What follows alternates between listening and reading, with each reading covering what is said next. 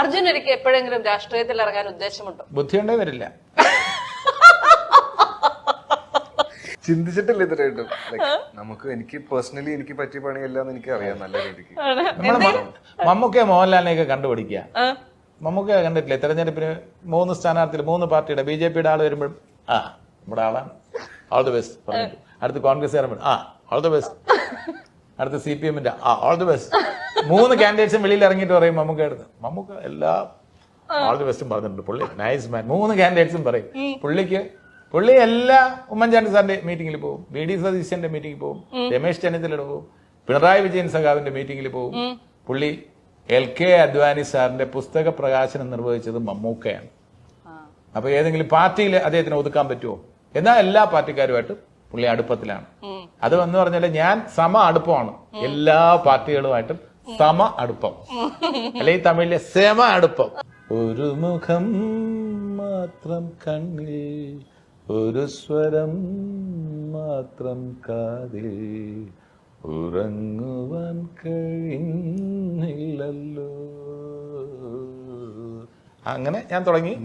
Ashokan, Manoj K Jayan, Siddique എല്ലാവരും join ചെയ്യുന്ന ഒരു ഗ്രൂപ്പ്. അവസാനം ഒരു പൊളിയുണ്ട്, പൊളിയായിരുന്നു. എല്ലാവരും ഹാളിലുണ്ടായ എല്ലാവരും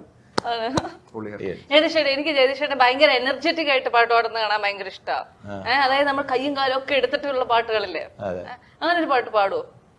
അതിപ്പോ പിന്നെ വളരെ ആക്റ്റീവായിട്ട് ഇങ്ങനെയൊക്കെ ബോഡിയൊക്കെ നന്നായിട്ട് ഷേക്ക് ചെയ്ത് പാടുന്ന അഭിനയിക്കുമ്പോൾ മെഹമ്മൂദിന് വേണ്ടി റഫീ സാബിന്റെ ഒരു പ്രത്യേകത എന്ന് പറയുന്ന ഹീറോസിന് വേണ്ടി പാടും.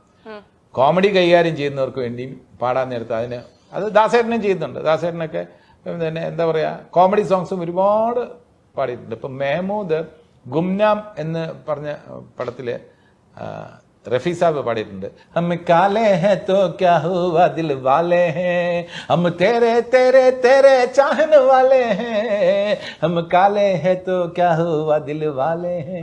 അത് വളരെ ആക്ഷനോടുകൂടിയൊക്കെ സ്റ്റേജിൽ പാടാനും ഒക്കെ എനിക്ക് താല്പര്യം. എനിക്ക് പാട്ട് അറിയൂല, ഞാൻ അത് വളരെ പഴയ സോങ് ആണ്.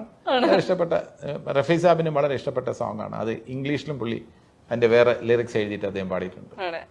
മലയാളത്തിലെ ഇഷ്ടപ്പെട്ട 2 തീപ്പൊരി ഡയലോഗുകൾ പറയാമോ? തീപ്പൊരി ഞാൻ അഭിനയിച്ചിട്ടുള്ള ഏറ്റവും തീപ്പൊരി ഡയലോഗ്സ് എനിക്ക് കിട്ടിയിട്ടുള്ളത് NG പണിക്കർ എഴുതിയ സ്ഥലത്തെ പ്രധാന പയ്യൻസിലെ ഡയലോഗ്സ് ആണ്. ഒരെണ്ണം പറയൂ. അത് ഒരുപാട് വേദികളിൽ പറഞ്ഞിട്ടുള്ളതാണ്. വളരെ മനോഹരമായി സംസാരിച്ചു എന്ന് മിസ്റ്റർ നമ്പ്യാർക്ക് തോന്നുന്നുണ്ടാവും. വള്ളി നിക്കറും സ്ലേറ്റുമായി നടക്കുന്ന കാലത്ത് പഴയ കോട്ട മൈതാനത്തിന്റെ മൈക്കിന്റെ ചുവട്ടിൽ ഞാൻ മണിക്കൂറുകളോളം കേട്ടു നിന്നിട്ടുണ്ട് നിങ്ങളുടെ വെർബൽ ഡയറിയ, വാക്കുകളുടെ അജീർണം. അന്നത് കേട്ട് ഞാൻ ആവേശം കൊണ്ടിട്ടുണ്ട്. പക്ഷെ ഇന്നത് കേൾക്കുമ്പോൾ I'm in the least bit enchanted. I feel like vomiting. I feel like vomiting on your face. Oh my God!